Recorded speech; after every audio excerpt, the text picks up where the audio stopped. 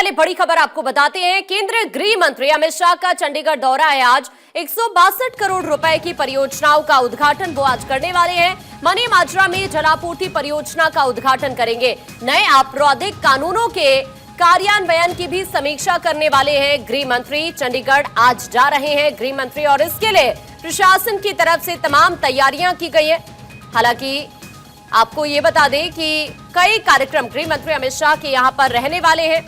कई परियोजना जिनका उद्घाटन गृह मंत्री यहां पर करने वाले हैं और उन्हीं के दौरे को देखते हुए प्रशासन की तरफ से तमाम तैयारियां की गई है। आपको ये बता दें कि गृह मंत्री अमित शाह दोपहर 12:30 बजे से 1:30 बजे के बीच में मनी माजरा के शिवालिक गार्डन में शहर की 24 घंटे जलापूर्ति परियोजना का उद्घाटन करने वाले हैं और इसके बाद वो चंडीगढ़ सचिवालय में प्रशासक गुलाबचंद कटारिया और अधिकारियों के साथ शहर से जुड़े कई मुद्दों को लेकर मीटिंग भी करने जा रहे हैं। केंद्रीय गृह मंत्री अमित शाह के लिए चंडीगढ़ सचिवालय में लंच का भी इंतजाम किया गया है। मनी माजरा में जनसभा को संबोधित भी करेंगे गृह मंत्री और उसके बाद सचिवालय जाएंगे। थानेश्वर इस वक्त हमारे सहयोगी हमारे साथ जुड़ रहे हैं। थानेश्वर, कितना महत्वपूर्ण है गृह मंत्री अमित शाह का ये दौरा और किस तरह की तैयारी वहां पर?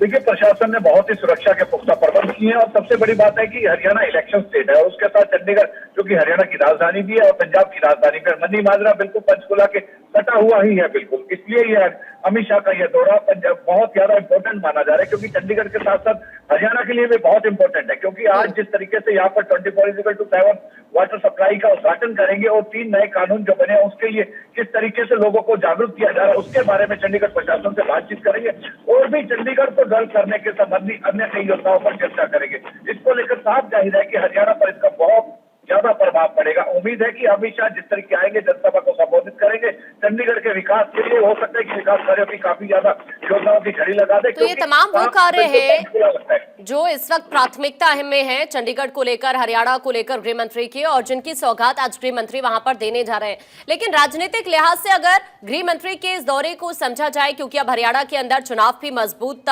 दिशा में बीजेपी चुनाव को देखते हुए पूरी तरह एक्टिव भी दिख रही है और आज से हम वो तस्वीर भी हरियाणा में देखने वाले हैं बीजेपी की। तो चुनावी लिहाज से देखा जाए, राजनीतिक लिहाज से देखा जाए, ये गृह मंत्री का जो दौरा है वो कितना अहम हो जाता है? देखिए, चुनावी नतीजे से जैसे मैंने अभी थोड़ी देर पहले ही आपको बताया कि चुनाव के नजरिए से हरियाणा, चूंकि हरियाणा चंडीगढ़ के बिल्कुल नजदीक लगता है, मनी माजरा से मात्र 5 किलोमीटर की दूरी पर हरियाणा का पंचकुला शुरू हो जाता है, तो इसलिए बहुत ज्यादा इंपॉर्टेंट है क्योंकि चंडीगढ़ हरियाणा की राजधानी। चंडीगढ़ में यदि विकास कार्य होते हैं तो उसका सीधा सीधा फायदा हरियाणा के लोगों को भी होता है, इसलिए हरियाणा के लिए बहुत ज्यादा इंपॉर्टेंट है क्योंकि चंडीगढ़ में जनसभा को संबोधित करेंगे, उसमें पंचकुला के लोग भी आएंगे और आस पड़ोस के क्षेत्र के कार्यकर्ता भी आएंगे, तो इसलिए ये बहुत ज्यादा इंपॉर्टेंट है। और यहाँ से जो संदेश अमित शाह आज देंगे, जो भाषण के थ्रू अपनी गतिविधियां बताएंगे कि हम तीसरी बार सरकार में आएंगे हरियाणा में तो किस तरीके से सारे विकास कार्य करेंगे, चंडीगढ़ में हमने जो विकास कार्य करा है, इन सब का आने वाले विधानसभा चुनाव में बहुत ज्यादा प्रभाव पड़ेगा। और साथ ही साथ आज जिस तरीके से कुरुक्षेत्र के अंदर विजय शंखनाद रैली करके बीजेपी अपना विधानसभा चुनाव का शंखनाद करेगी, उसके भी आज अमित शाह इस पे चर्चा कर सकते हैं कि आज से हरियाणा में विधानसभा चुनाव की शंखनाद हो चुका है और आज से विधानसभा चुनाव के लिए पूरे बोर्ड में है बीजेपी और जो विकास कार्य अभी तक जो उपयोगी योजनाएं बीजेपी ने चलाई है। थानेश्वर 24/7 पानी की सप्लाई को लेकर ही परियोजना का उद्घाटन गृह मंत्री आज करने जा रहे हैं। ये पूरे शहर के लिहाज से अगर देखा जाए तो कितनी महत्वपूर्ण है ये परियोजना? देखिए, चंडीगढ़ के लिए, पूरे चंडीगढ़ के लिए योजना बहुत ज्यादा इंपॉर्टेंट है क्योंकि चंडीगढ़ नौकरी पेशा वालों का शहर है और इसमें कई बार ऐसा होता है कि पानी किसी सुबह आ गया तो सुबह किसी की शिफ्ट है वो नहीं भर पाता, शाम को आए, तो ऐसे में जो लोगों को दिक्कत होती थी आज से उन सारी समस्याओं का समाधान हो जाएगा।